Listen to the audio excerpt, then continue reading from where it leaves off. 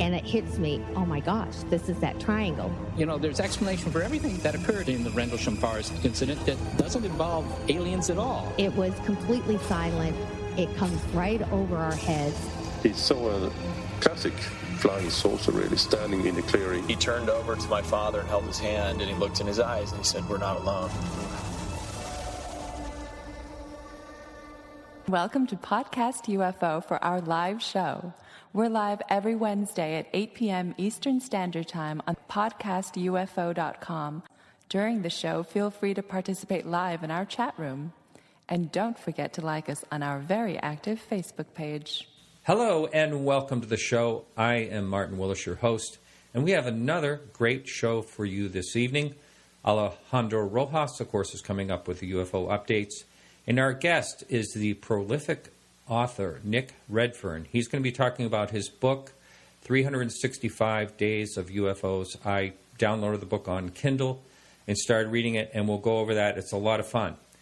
Big news. We are now live streaming on YouTube. So nothing will really change. There'll be a player. It'll look like a YouTube video on the homepage of our website. You just want to click on that during the show, which is 8 to 10 p.m. Eastern Standard Time. So that's basically, there's not going to be a lot of changes. And if I can get help, we will still stream live on PSN Radio. I'm working on that. We'll see what happens with that. I apologize for the show last week. Their servers were down over at PSN Radio, and I couldn't be live. So what's going to change? Nothing, really. The podcast will be coming out as usual. No changes there. But if you wanted to watch live on podcastufo.com on Wednesdays, there's going to be some video feeds. And that's basically the only real change. And I've done several tests. I don't think there's going to be any problems tonight. I'm a little concerned. But I've actually done 25 tests to get the thing right. We had a bunch of people, when I was doing them live in public, tons of people jumping in the chat room on YouTube.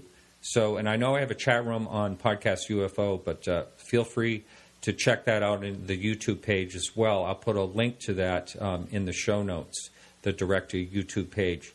So I want to thank all the listeners who support the show. And if you are not able to support the show, we still appreciate you. And you can listen to the whole show for free. Of course, every Wednesday, as I mentioned, 8 to 10 p.m. Eastern Standard Time on podcastufo.com. And you can also go over to the Dark Matter Digital Network every Thursday evening, 10 to midnight, and listen to the full show there. And that's enough babbling. How you doing, Alejandro? I am doing well. That sounds really cool, your YouTube thing. However, if you're going to do video, you've got to do something unique. Like, I was thinking just now while you were talking, I would probably put up like a beach scene. And then you can have your girlfriend walk back and forth occasionally, pretending like she's on the beach. Maybe even have her splash some water on the back of your head or something. So, you know, oh, the waves are getting big out here. Or, you know, you gotta. What are you going to do that is visually, interesting? Wow. You know, I've been fine with this. Now you're making me think. Oh no, I'm going to have to think. Hey, man, this is showmanship. That's right. Well, the video feed of myself is going to be rather minute. I did that kind of purposely, you know. So I have a face good for radio mostly. No, well, you know. But anyway, we'll see how. Yeah, I know all about your face. Oh my gosh. Oh no. No, you got a good face. Come on. Well, anyway, you know, I really want to focus on the guests also, but this evening. Nick Redfern does not have the capability of Skype, so I'll just have images on the feed. That's it.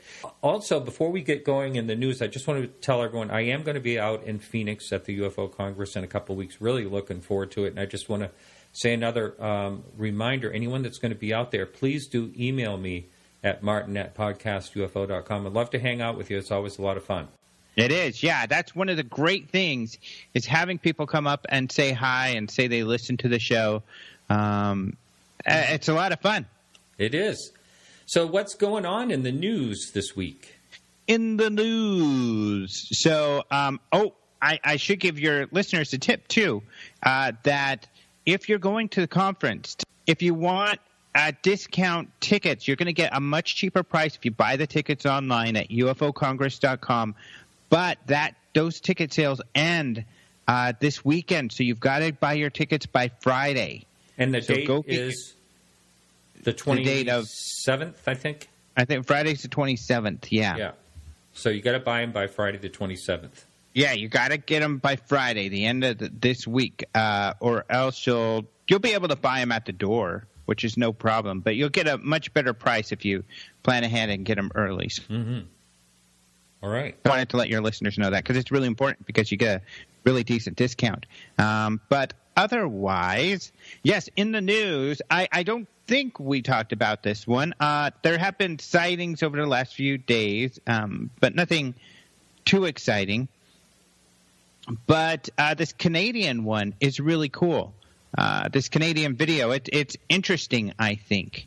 We didn't talk about this. I don't believe. Oh, yeah. No. I don't think so. We did on my show, but not on yours before. Mm-hmm. So, yeah, this is a Canadian witness at a place called Etsy's Bridge. And he reported watching a stationary light that he said was emitting a growling noise and moved away very quickly. He heard this noise. He looked up. It was about 5:10 p.m. on December 23rd, just before Christmas there.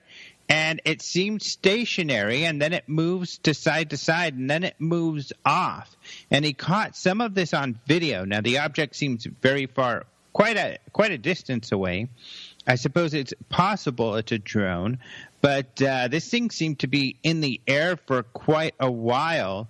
I don't know. I think he said he only saw it for a few minutes, but it's sitting up there, just sitting there before it starts moving. It's an interesting video. It is blinking, so who knows? It could be a drone, but it's pretty high up in the air, just kind of sitting there before it moves around, and at some distance, it seems. So, yeah, you took a look at that, right? Yeah. Now, what I don't recall is, you don't hear any of the noise, though, do you, in the video? I don't remember hearing the noise. No, you're right. Yeah, interesting. It sounds like that one's going to be a drone after all, but, you never know. Yeah, you never know. That one is kind of interesting. Oddities. Mm-hmm. Yeah.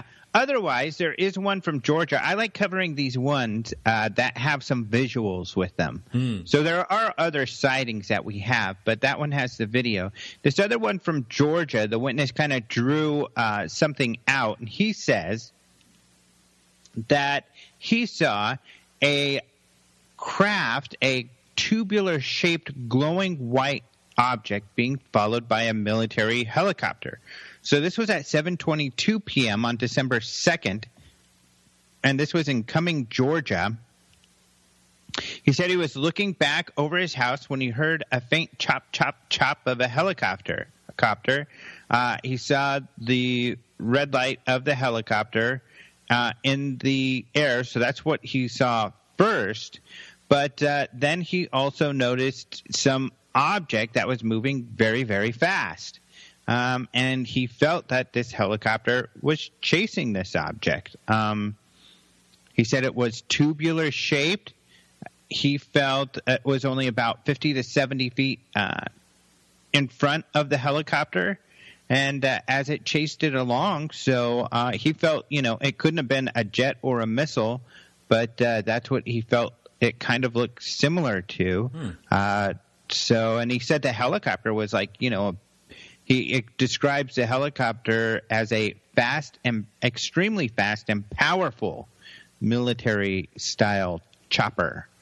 So, so this is kind of an interesting sighting, and he drew some pictures of where the thing flew. And you see, this thing flew very near his house.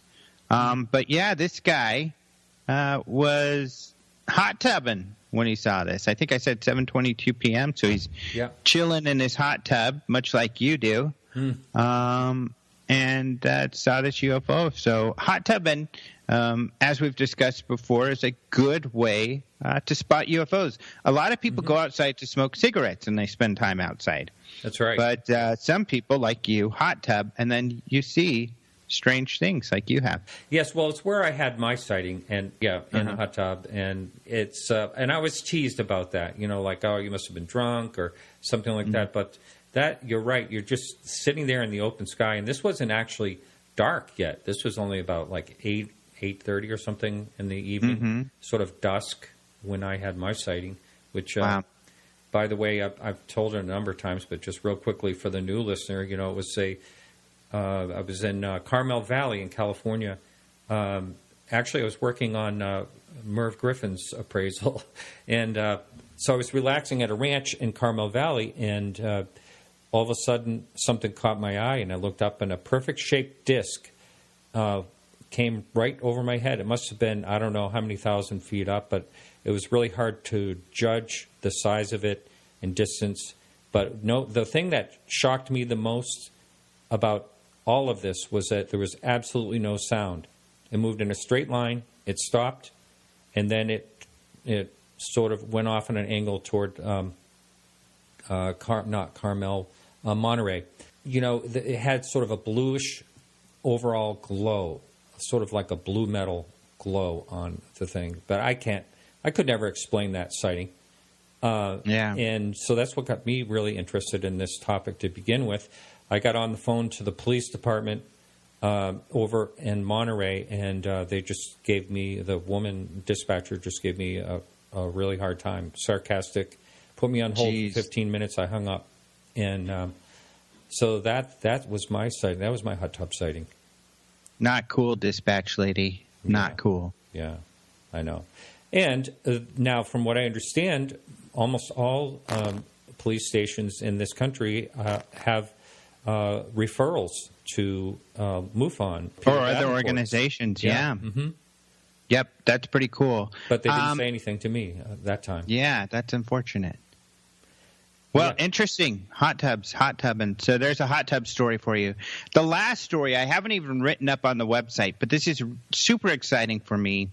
But I was talking, Ben Hansen gave me a call, and he's doing a talk at the Congress about the presidential comments about UFOs, or in Hillary Clinton's case, or John Podesta, her campaign manager, the nominee's comments about UFOs.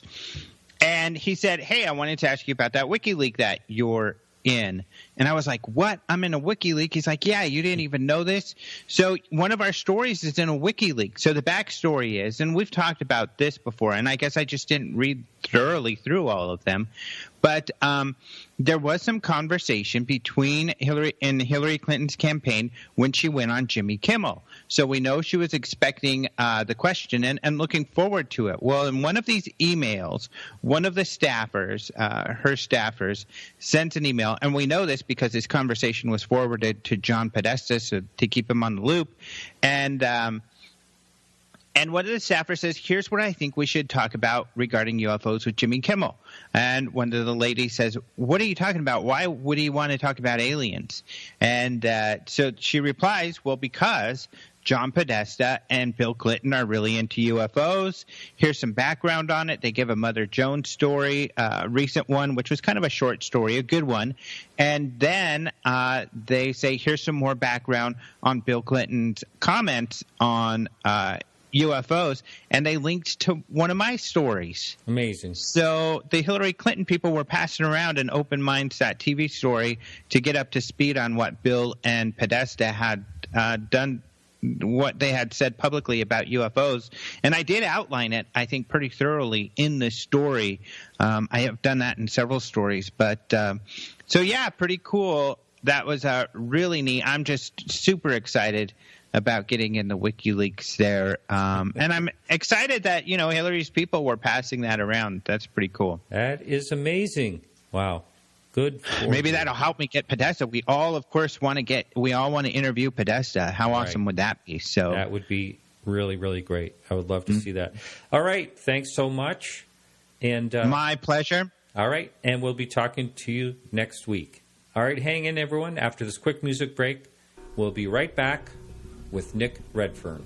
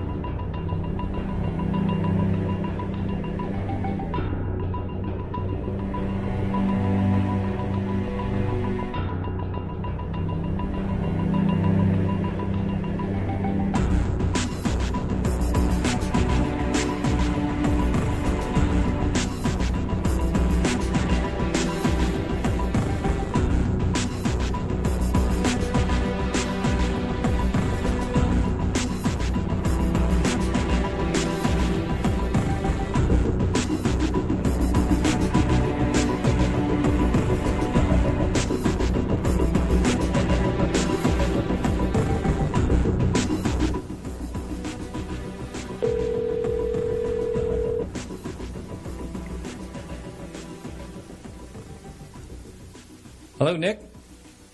Oh, hey, Martin. I was just staying quiet in case you were going to do something. Good to hear you, Nick. I've been on pins and needles here with this new program, and so glad. So far, it seems like it's working. Oh, cool. Yes, and so thanks. I know you've been on the show before. Always a pleasure to have you on. And you've written another book. First of all, how many books have you written? I know we've talked about this before. I think it's 40. 40 altogether so far. And you're a very disciplined author. You have you've told me how you've done this. You start at 8 o'clock in the morning. You take a lunch break and work. It's like a 9-to-5 job, and you're just dedicated to that. And I think that's something changed. Well, yeah. I mean, the reason I do that really is because I get up, have breakfast, and I sort of, first hour 8 to 9 or thereabouts, I sort of answer emails and do a few Facebook posts and whatever. But the reason I like to do that sort of working 9 to 5, Monday to Friday, is because for me it's important to have a good, fun social life as well. So I take off evenings and I take off all weekends, and then I get back to it again Monday morning, and not that I consider it just a job, you have to have that passion for it as well. But for me, I like to sort of do the work and then stop and just, kick back and do whatever I want to do at night and weekends. And that way I don't get burned out. It's I was doing it 24/7, surfing the net at 3 a.m. for the latest on Roswell or whatever. I would get burned out. So that, but everybody's kind of different. I have friends who get inspired writing through the night, and everybody's a bit different, I guess. Right. So this book, what was your thoughts? How did you get the idea of writing this book in the beginning? Well, whenever you sort of looking to do a new book, you want to be able to give the reader something new. I always try and put myself in the place of the reader, because I'm not just a writer of books, I read books as well. And you want to be able to read something that's got new material and perhaps present it in a different way. And I was speaking to my agent and publisher, Lisa Hagen, what books we could do for the future. And we came up with this one sort of collectively, the idea of doing a UFO story for every day of the year. So that's why it's called 365 Days of UFOs. But what I didn't want to do was sort of just, circulate or recirculate the same old cases. Now, there's some, like Roswell and the Betty and Barney Hill case, things like that you've got to put in there because they're sort of definitively famous cases and parts of ufology that we can't do without, so to speak. But what I've done with many of the cases is just to use a lot of accounts that have been given to me over the years, which really didn't sort of fit in any of the books that I was writing about at those times, and so they just went into kind of like a limbo. But when the thread is not the cases or the subject, but actually the day of the year, then they sort of smoothly kind of fit into the book. So that was basically the idea, was to sort of present 365 cases, a lot of never before seen ones, and just demonstrate to people sort of the sheer number of reports, and also the fact that these are worldwide reports, again sort of showing the global scale of the reports too. And I think it's pretty interesting because you start out January 1st, and then it goes into different years and things like that. And, of course, I had to look at my birthday, and, geez, I wonder if I could tell you my story and you'd know what my birthday is. No. It was a sighting in Oregon in 1947 on July 7th. So I imagine that's what a lot of people do, is seeing what you picked for their birthday. And one thing I like about your book is it's an easy read, and if someone like me who has ADD a little bit, it's easy to read. They're short stories. I love short stories. So well, I'm glad you said that because, the book is it's in excess of 400 pages. Mm-hmm. And even for me, if I get a review book or a new book to read and it's like 400 or 500 pages, I'm like, geez, And particularly so when you've got to read it from page 1 to page 500 or whatever. But, the good thing about this book is that each case is roughly one page, and I've kept it detailed, I've sort of just skimmed over it. But each one is sort of like a page or thereabouts on each case. So, in other words, you can just dip into it. You don't have to start at January the 1st and finish it, December the 31st. You can just dip in as and when you like and just, find a story which hopefully people will find interesting. And I think, when you're dealing with bigger and bigger books, that really is the way to go because sometimes, you can get information overload when you've got to take in everything from the first page to the last page. It can be... even for me, it can be a pain in the neck. Yeah. Someone wants to know if this will eventually be turning into an audiobook. That's a good question. I'm not entirely sure, but the previous book, that the company that's put this out, Lisa Hagen Books, the previous company did an audio book of the earlier one they did, which was Women in Black, kind of like the Men in Black mystery. Mm-hmm. That one came out last year, and that's just come out in an audio. And the Men in Black one that I did for them the previous year has also come out in audio. So hopefully this one will as well. But because it's just come out in paperback, I think it might actually be a couple of months before the audio or the Audible version comes out online. Yeah, Audible. Yeah, that's a good site. Yeah.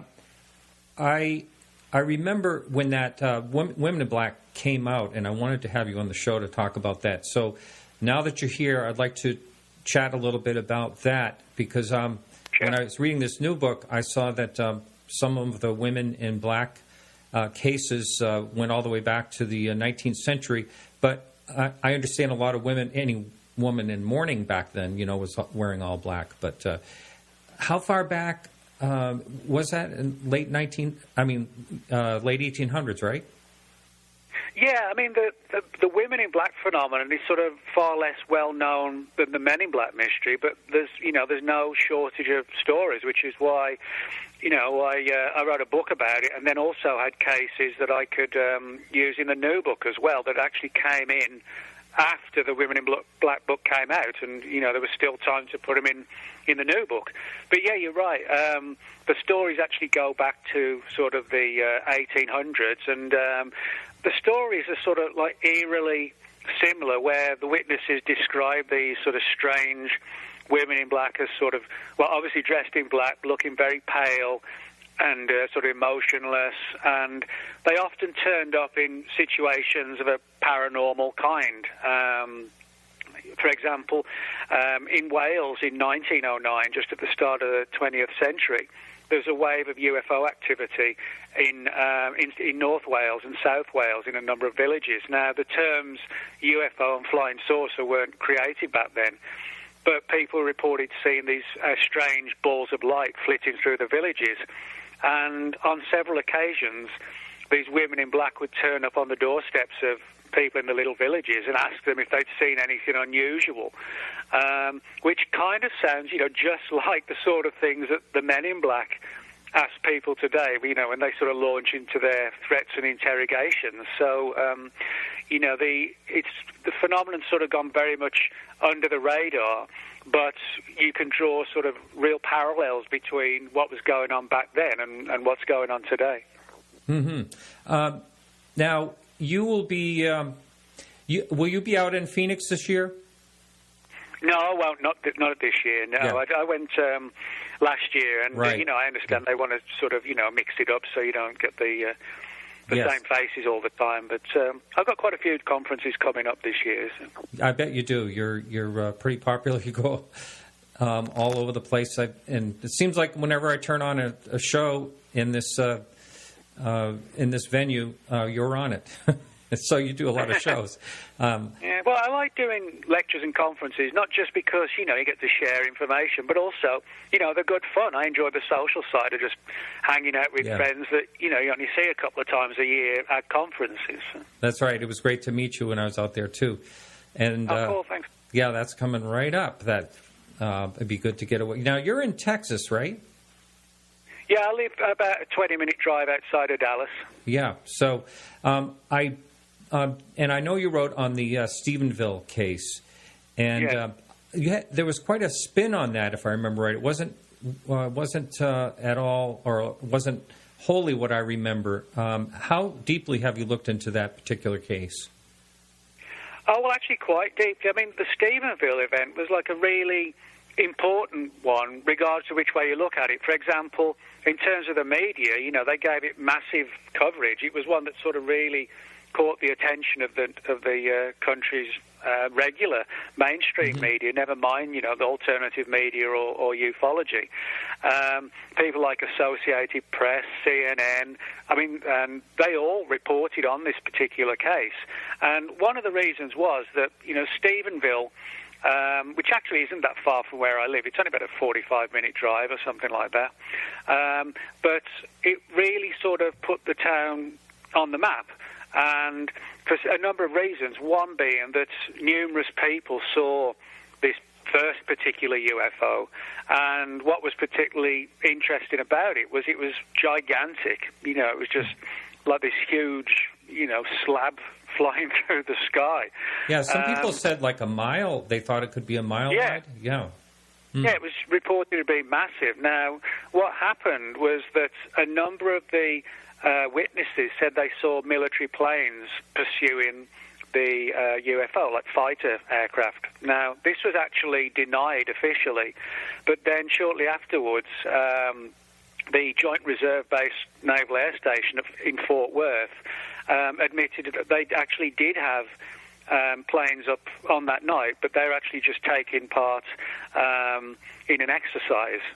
And that really caught the attention of the of the media as well, when they were like, well, hang on, now there were aircraft up in the sky, what's going on? So it was for reasons like that that people got interested, and then rumours started circulating that like a scientific office within the United Nations had been secretly briefed on the incident, and they were supposedly interested in determining the reaction of the general public, how they reacted to it and what their thoughts were, as if they were looking at it from like a psychological perspective of, one of the theories was that if the government ever needed to come clean on the UFO subject, the Stephenville case might be sort of a good litmus test, if you like, to understanding how the public might react in the 21st century to, the presence of a massive fleet of UFOs or whatever. There's a question up on, I've got a couple of message boards going, one on YouTube and one on my regular homepage. And this question is, after your RH negative book was published, did you get contacted by readers who claim that they were abductees who are RH negative? Or are there any stories you can share? I got literally I got in the low hundreds. Really? Wow. Funnily enough, most of the reports actually came through to my through Facebook message, and of the people who came forward, I would say, as I said, low hundreds were the number of people who contacted me, and the vast majority of those were people who were RH negative and had sort of profound UFO encounters like abductions or contact cases or like landings and things like that. But the other smaller percentage who were still RH negative, a number of them said that they hadn't had UFO experiences, but from childhood they'd felt sort of eerily drawn towards the subject for reasons they couldn't fully understand and still didn't really understand. So, that to me was interesting because for a couple of reasons. The people were RH negative, and certainly 200 responses within probably 2 or 3 weeks of the book coming out was something that I'd never experienced before. I mean, I get feedback from readers, obviously, but, not sort of 200 or 300, in 2 or 3 weeks. I get sort of maybe, like with my Women in Black book, I think since that's come out, I've got probably 20, 25 new cases. So that's 25 new cases across the last sort of 6 or 7 months since the book came out, or a little bit more, I think it was.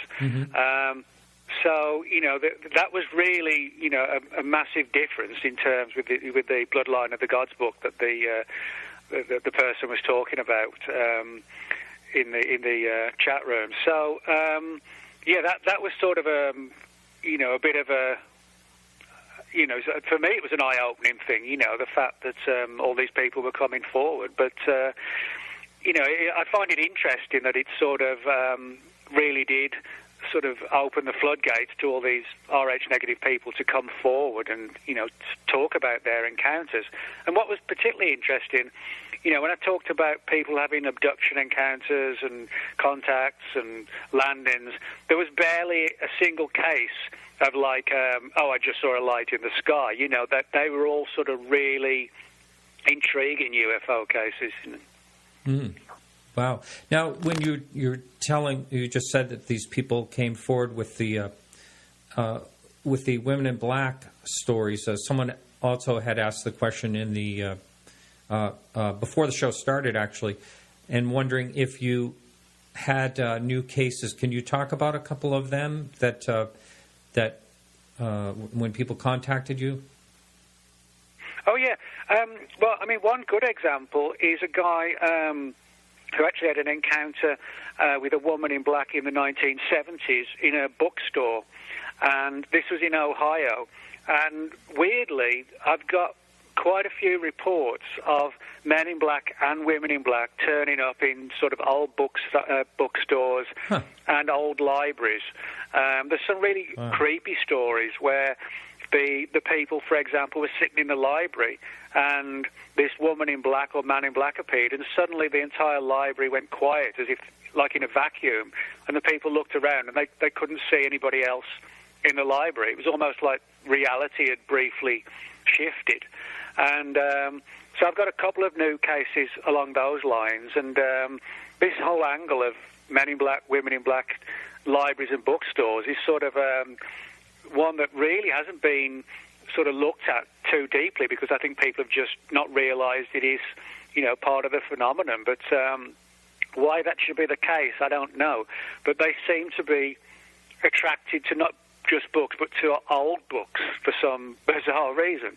But I've got a couple of cases like that in the book of the women in black and men in black turning up under those circumstances. And more importantly, in relation to the question, I've got several new reports of women in black in association with library sightings, which, I'm still sort of scratching my head trying to figure out why there should be that connection. But regardless of the why, there is that connection. Right. So this happens when you write a book. You get contacted by people that have news stories like related to that. I bet that happens to a lot of authors that write along this line. Well, yeah, I'm sure it happens to pretty much every author in ufology and or paranormal phenomena. I rarely, if ever, have gotten like a report of a haunted house. I get very rarely I get, say, crop circle reports, but I'm sure authors who write books on haunted houses and those who write books about crop circles get, feedback in the same way I do. So I think what often happens is that readers, and this is understandable, that readers, they read a book and maybe they've got an experience that's very similar. Obviously they feel prompted to contact the author to share the information, or hopefully, to get some answers as to what they saw.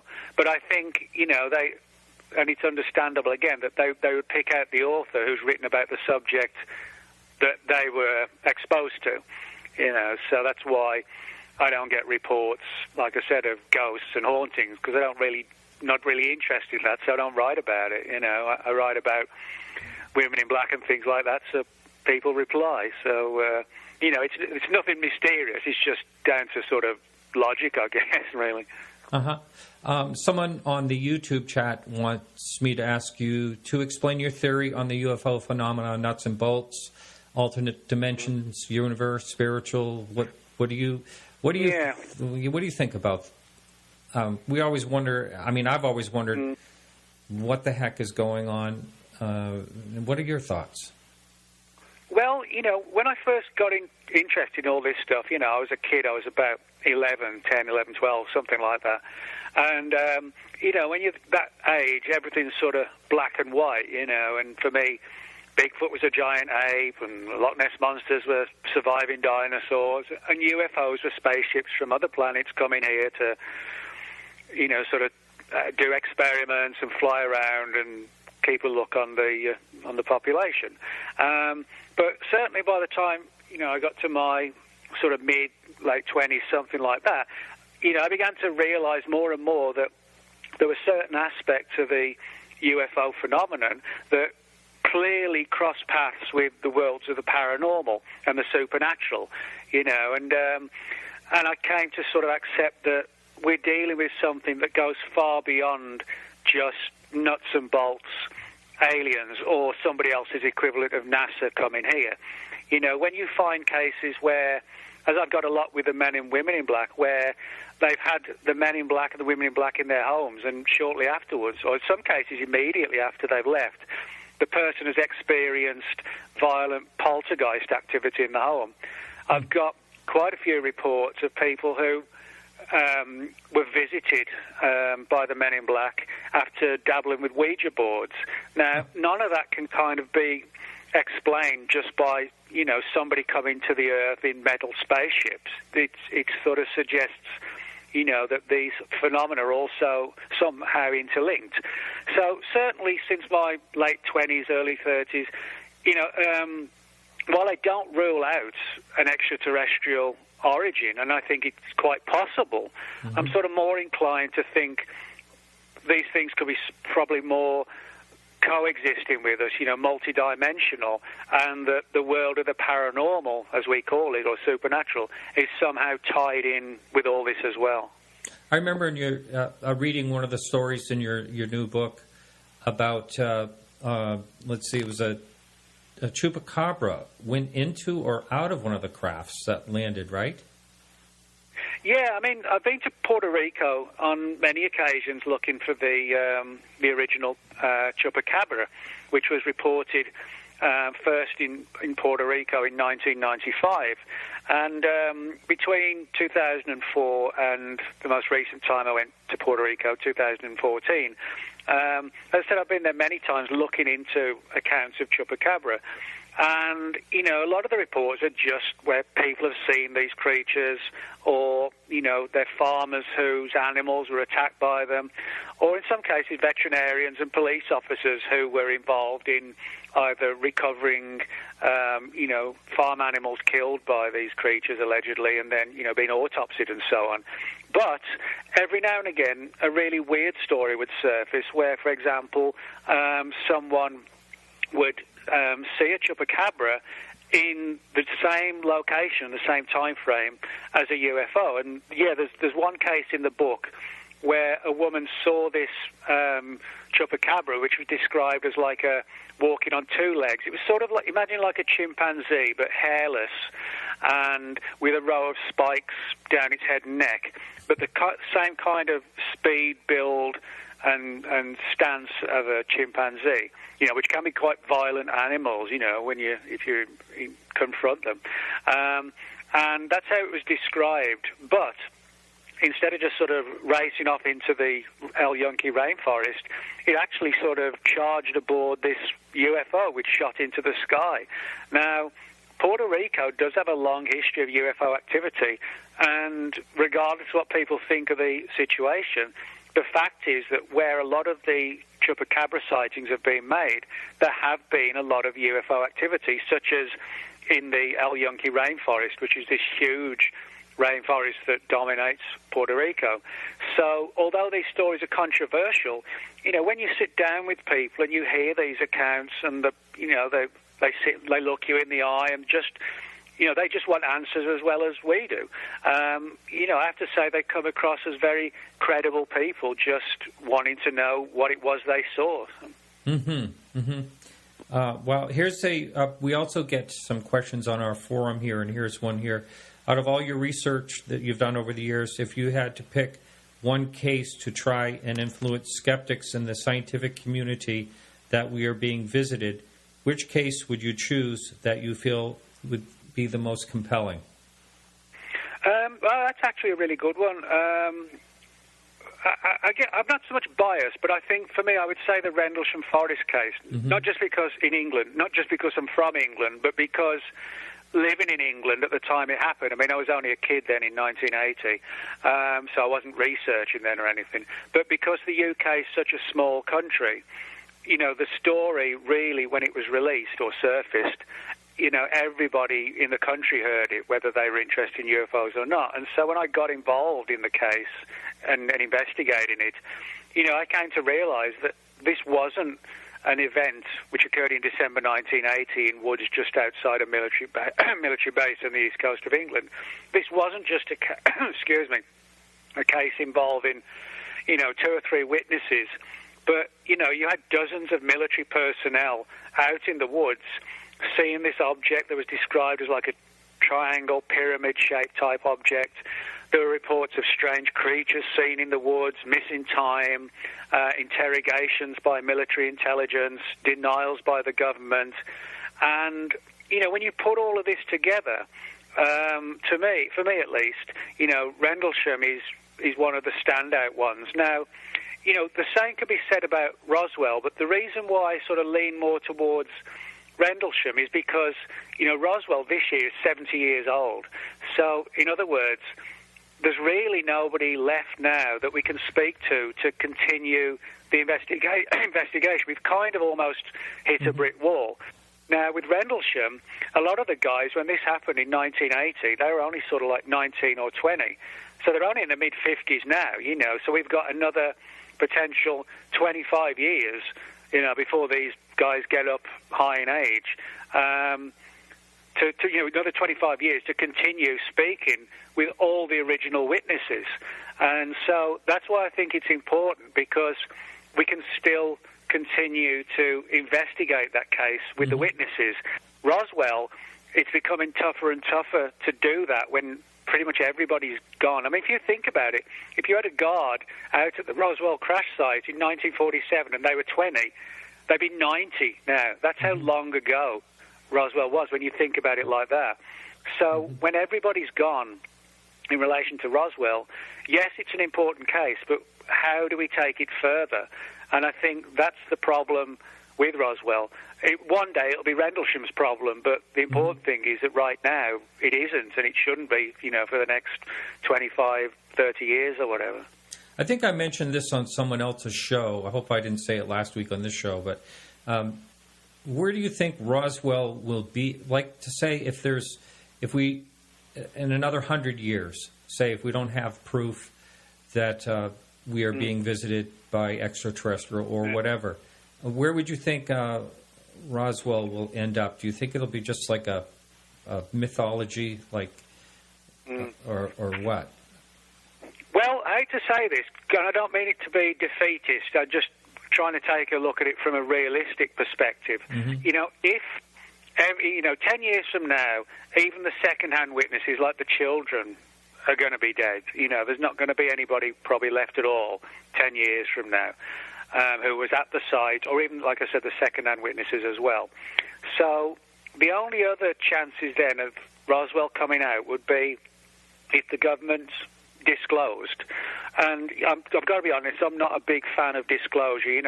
I'm tired of sort of hearing every other year or every year, oh, it's coming next year, it's coming next year, it's coming in the next administration. It's like, well, give me a break, either put up or shut the hell up, I don't want to keep hearing you parroting every year that disclosure's coming. Either show us or don't, or shut up and go away. So I don't think disclosure's coming.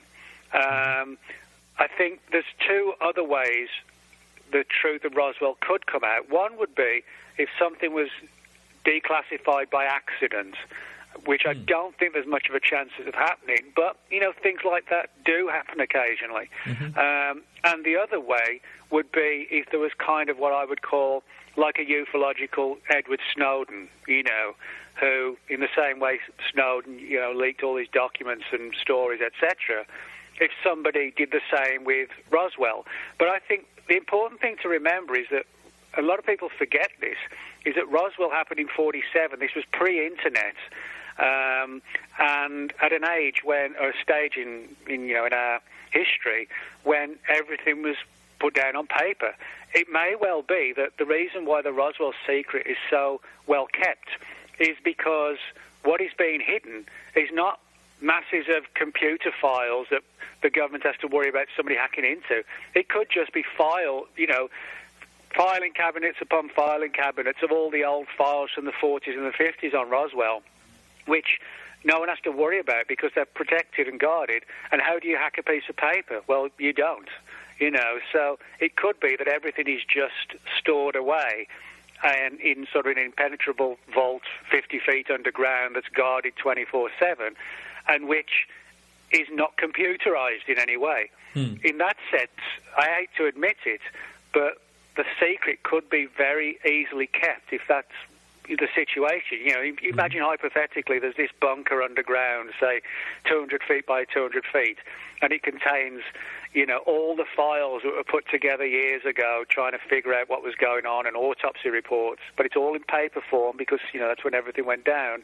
And let's say the wreckage is stored there and the bodies are preserved in, cryogenically in tanks. That could actually be well hidden forever. So the possibility is that, 100 years from now, 50 years from now, Roswell could be like an American version of Britain's Jack the Ripper, where you've got this old mystery filled with lots of intrigue, lots of characters and witnesses, and numerous different theories, but it's so long ago that it's in that stage where no matter what people say, no matter what new theories come along or data, you can never prove it because it's so long ago and the evidence, we don't have it, So. Right. I think there was just something last year on Jack the Ripper, like they think they have it solved finally, but that's probably just another turn in the road. On the YouTube chat room, someone wants to know, what part of ufology would you prefer just go away? Is there a subject in the field that you can't get behind and you think is rubbish? You can say no on that one. I'm an English person using the word rubbish. Could be. That's a really good question. I don't know, really. I mean, I think, to a degree, most aspects of the UFO phenomenon have validity to them. It's just a matter of finding evidence, I don't know if there's any that I wish would go away, but there are certainly some that I'm more interested in and less interested in others. I mean, for example, stuff like the men in black and the women in black, all that kind of stuff, like the black-eyed children and, the shadow people, all that sort of stuff really interests me. And Roswell interests me a lot as well, and I'm very interested as well in the contactee movements of the 1950s. But, sort of, one of the things that really doesn't interest me, and not because I don't believe it's not a valid phenomenon, I think it is, it's the reports of, like, the black flying triangles. For me, I mean, it's an interesting phenomenon in the sense that they're flying around, and there's a lot of debate as to what they are. Are they military craft? Are they alien spacecraft? But, when you read report after report of another flying triangle, I'm kind of like, okay, we know it's a real phenomenon. We've got statistical reports going back, a couple of decades. I don't need to read any more reports of a black triangle. What I need is, let's take it to the next step. Let's try and find out what they are, where they're coming from, and make that the thrust of it. So I think sometimes ufology relies on, the number of reports as being the credible part of the story. You know, the more reports, that adds to our credibility. Well, no, it actually doesn't. What adds to our credibility is solving the phenomenon, you know. So I think, yeah, it's good to have a lot of reports and statistics and things like that, but there's a point where we have enough material to make a case. The next step is to find out what is at the heart of that case. Yes. When I've talked to skeptics, I've had a few on the show in the past, and I've asked them the question, what type of proof would you actually need? And the answers I get are always the same, physical evidence, something they can, research and, hold in their hands type of thing. I remember Seth Shostak from SETI said he would need a wing in the Smithsonian with UFO parts in it before he'd believe in it. So, well, I understand sort of the need for evidence, but sometimes the body of data is, if not proof, it's definitely sort of persuasive. I mean, there are examples where people have been found guilty of murder when there's no body. Billions of people, not millions, billions of people, believe in a God, and I'm sort of open-minded on the whole phenomenon of that as to what, the situation really is. But, and I don't mean this with disrespect, I mean it just as a fact. Billions of people believe in the existence of a God on belief alone. And there's nothing wrong with that. I don't have a problem with people who have faith or anything like that at all. But, I think you can't criticize ufology for believing the accounts and believing the statistics when somebody else believes, that when they die, some part of the body continues, So I think in that sense, if we're going to be criticized for believing in things, then that should apply across the board, or it shouldn't apply at all. I think with the flying triangles, do we have a flying triangle in hand? No, we don't. Can we make a persuasive case that allows us to believe these things are real? Yes, we can, because of, we have a few photographs and we have highly credible testimony from military personnel. So in that sense, belief, becomes sort of a blurry line, really. Mm-hmm. Now, about the triangles, are you saying that that you just have heard way too many cases, or do you think, are your thoughts on that? As a lot of people will say, they think it's probably like a military type of situation. Well, yeah. Well, I mean, I would say I've heard enough. Not because I'm getting, I just can't be bothered to listen. It's not that. It's just that we have so many that we've made the case that these things are real. They clearly are, because, the witnesses have been sort of good enough to come forward and share their experiences, so we know they're real. Where I look at it is, we just don't need to keep adding to the statistics, because that takes time away from investigating the phenomenon more. If we've got 2,000 reports of flying triangles in the last 10 years, say, we could have another 2,000 in another couple of years and another 2,000 after that. But that will just give us more reports.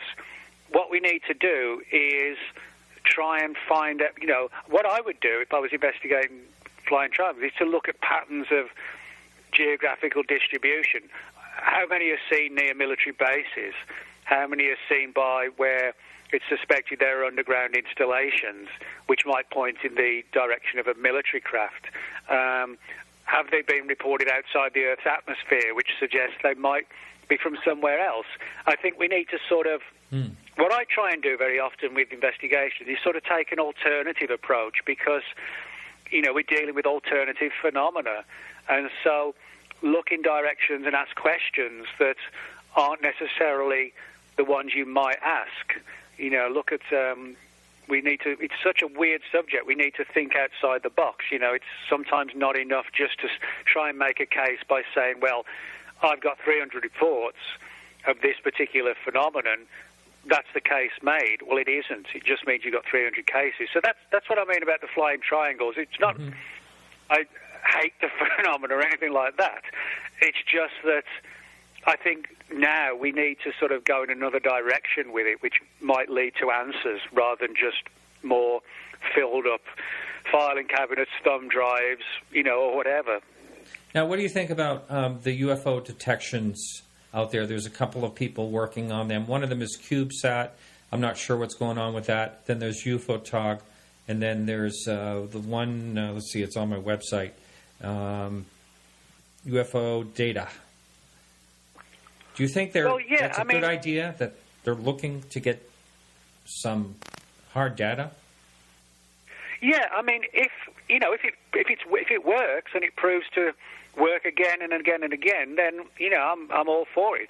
I think we need to sort of find new ways to investigate the subject, because for all the work that's been done in the last 70 years, we're still really kind of scratching our heads, wondering what on earth is going on and where these things are from. So again, any alternative way that might provide us, through detection, where maybe even we could anticipate where a UFO might turn up, that kind of thing. If detecting them uncovers some kind of pattern, maybe that would sort of open even more doors. So I'm all for sort of looking, outside of the box when it comes to trying to get answers and trying to get data and information. But let's see the evidence, let's see what you come up with, and then hopefully, we can take you to that next stage. I think, the idea of just going out on a hill at midnight, as people used to do, decades ago, hoping UFOs are going to come down, that I don't think, sort of really cuts it for me. I think we just need to be sort of more proactive, in finding new ways to sort of solve the mystery, because the old ways have only took us so far, really. I know. It's like you just mentioned, 70 years later, here we are. And there were people that wrote books that back in the 1950s that were saying, I just hope this is solved in my lifetime. They're long gone, and I think, that chant is still ongoing. In the YouTube message board, the guy wanted you to know that he's not a bloody Englishman with a big smiley face. And, well, he did use the word rubbish. Yes, he did. And he wanted to know, how about if we find life in a faraway galaxy? Would that change any of your views, or do you think that would change views in general about us being visited by extraterrestrial? So what was the first part? You said, I missed a bit about just before galaxy. What did you say? What happens if, what would your view be if, I can't find it right now, but what would your view be if life was found in distant galaxies? Like we confirmed life found. Well, if we confirm that life existed on other worlds, that would have a major positive bearing on the UFO phenomenon, because, one of the things that the skeptics say, or the sceptics, as I like to call them, one of the things the skeptics say is that, UFOs can't exist or don't exist, or we don't have evidence of it because there's no evidence yet of alien life. So even if alien life was detected on another world, through, say, like radio transmissions, that kind of thing, although it wouldn't necessarily prove that those same aliens were visiting the Earth in UFOs, it would definitely improve the position of ufology within, the public's mindset and the media's mindset. So I think, I'm one of these people who doesn't think that the whole SETI, search for extraterrestrial intelligence, I'm one of the people in ufology who doesn't think it's a waste of time. A lot of people do.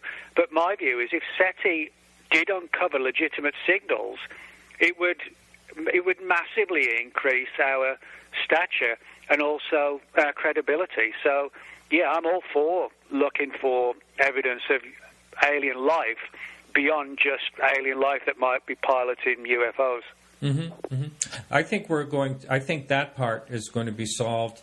I'd like to say in my lifetime, it just seems like we get closer and closer. And I think it seems like almost any year now that we're going to get evidence of extraterrestrial life somewhere, somehow. And in the message board, let's see. I think there's a typo there. I think, have you looked into a book dedicated to the many of the cases of planes snatched from the skyline, like in Australia and stuff like that? Is there enough of those? I've written a little bit about that, but one guy who wrote a lot about this is Frank Ficino. I forget what his book was called now, but he wrote one on the Flatwoods Monster of 1952, and he wrote a follow-up book which actually sort of chronicled a lot of dozens and dozens of really weird cases of military aircraft crashing while chasing UFOs, and some which just completely vanished. So, Frank did a really good sort of definitive book on that subject. So, I would recommend people read that book. As I said, it's Frank Ficino, but I forget the title of his book now, other than the Flatwoods Monster one. But yeah, I mean, that's like a perfect book to dig into if you want to find out about missing aircraft, crashed aircraft in relation to UFOs, sort of UFO aircraft dogfights, that kind of thing. Mm-hmm. Well, that's it for the free part of the show. Thanks so much for listening. If you'd like to listen to the full shows, archives, and listen to the ones that are coming up ahead in your media player, or you can log in our website. It's real simple. It's only a one-time sign-up for $2 or more per month. That's right on the top menu bar at podcastufo.com. Thanks so much for listening. I was glad the live stream worked out well on YouTube. And if you want to listen live for the whole show, it's every Wednesday at 8 to 10 p.m. Eastern Standard Time. And there will be some visual on there. Some guests will have a camera. Tonight's guest did not. But anyway, thanks so much, and we'll be back next week with Artie Six Killer Clark. She has a new book, or a fairly new book out. Should be pretty interesting. And remember to keep your eyes to the sky, and we'll see you next week.